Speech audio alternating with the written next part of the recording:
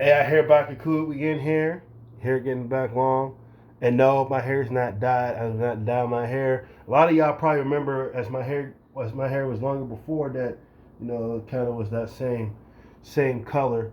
I know what y'all thinking, boy, you got some breakage. At this point, I'm just glad your man's not bald. I got some kind of hairline. But we're gonna talk about. Well, let me fix this camera angle a little bit, get it right. Rest in peace, Jerry Ward. You know what I'm saying? We're gonna talk about girls going Bible. No freak type time.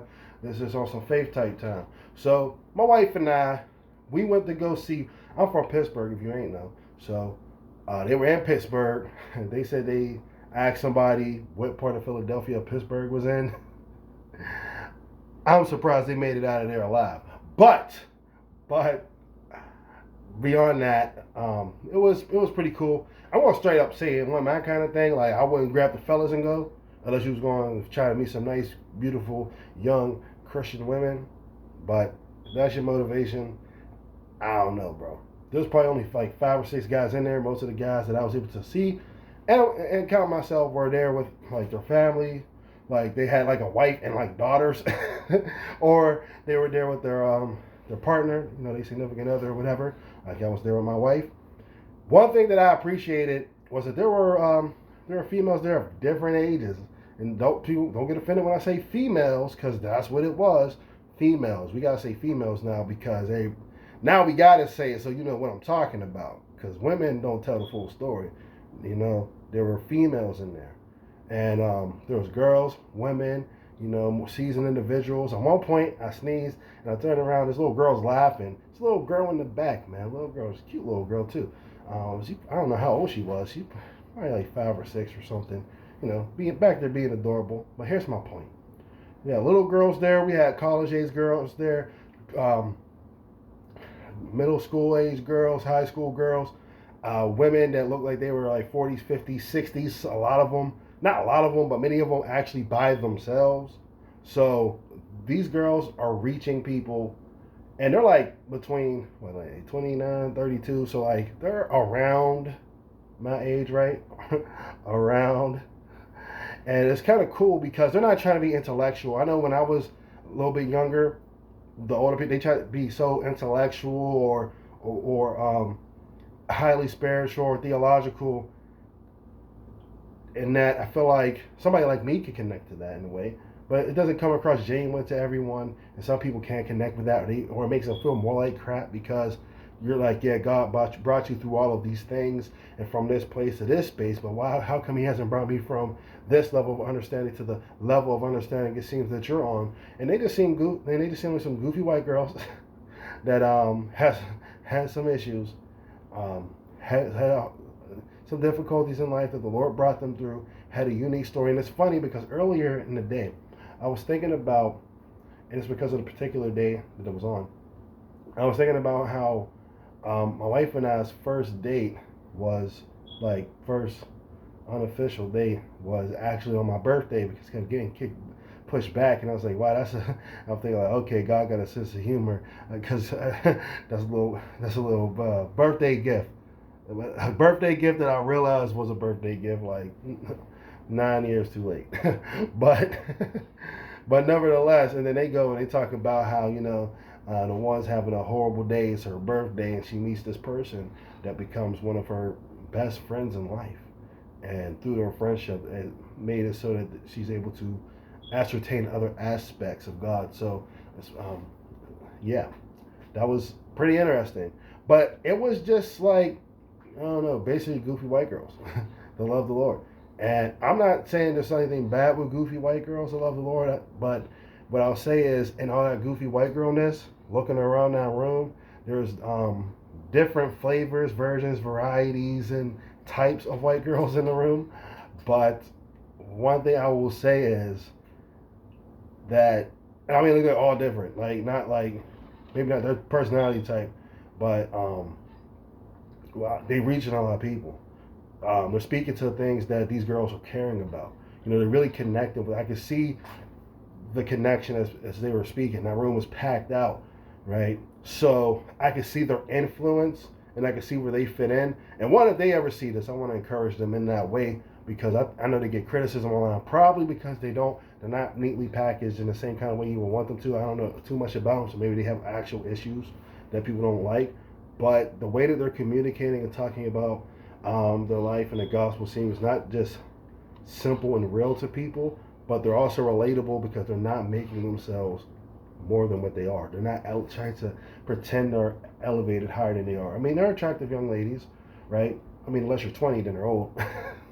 But I'm old if you're 20.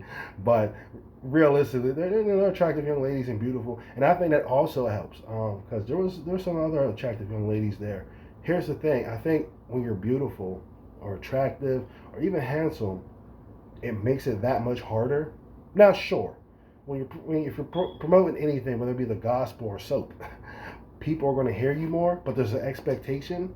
But people also overlook all the other characteristics you may have, and they overlook the issues you have, and they tend to take you less seriously in certain regards as well, because that's all they see is that facade of your physical beauty. And a lot of times people don't care to nourish your spiritual beauty, or they check in on that. So them actually being just who they are and how they are who they are, and packaged the way that their spirit is packaged, right?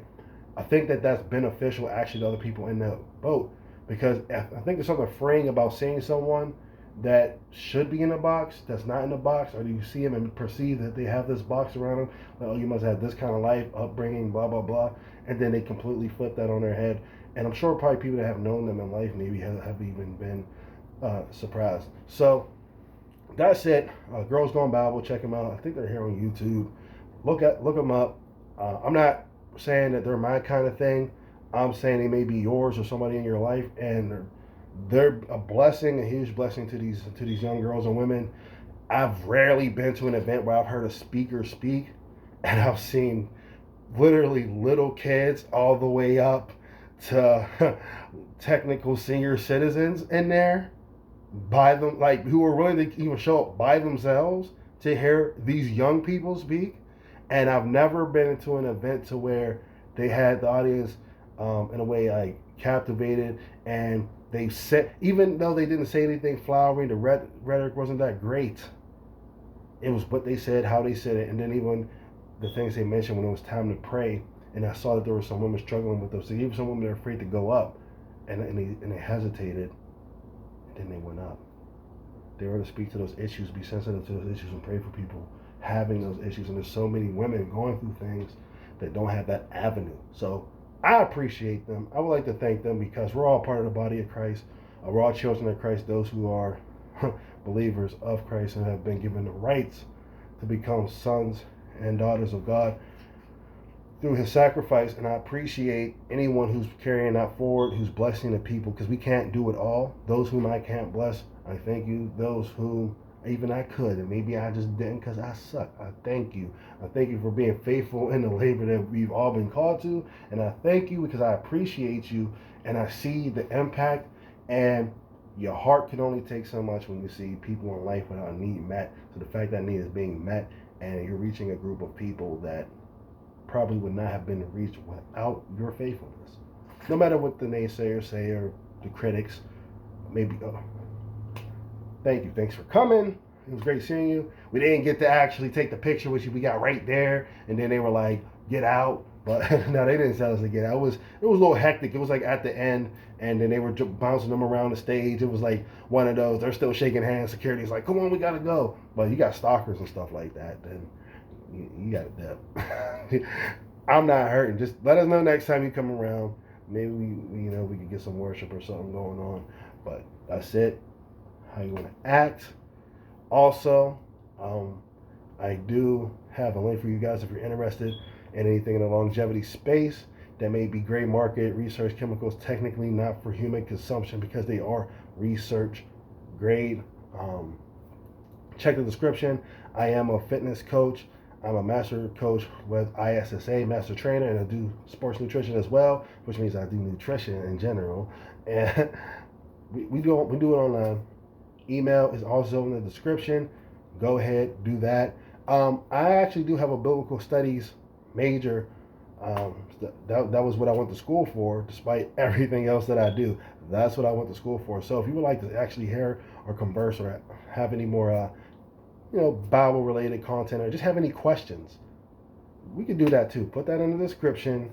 Email me if it's something private you want to have a little conversation just to see my thoughts on it. I don't always put that out here on the channel, but we can do that as well. But knocking my stuff over. How you gonna act? Oh, by the way, if you don't know me and you're new to the channel, I'm Santino Cook. This is Peanut Butter Muscle Time.